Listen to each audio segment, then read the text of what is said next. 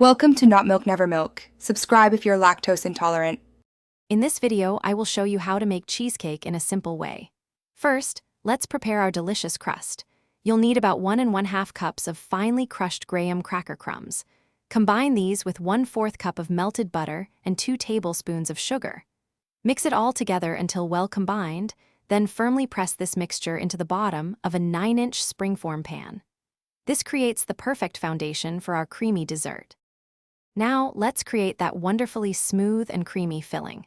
It's crucial to start with 2 pounds of room temperature cream cheese.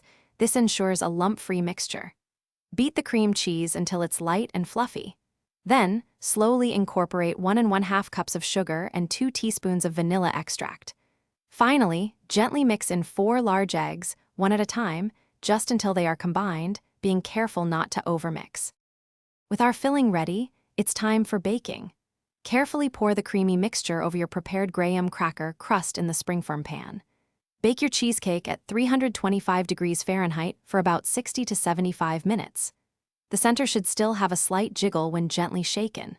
Once baked, cool it completely on a wire rack, then transfer it to the refrigerator to chill for at least 4 hours, or even better, overnight.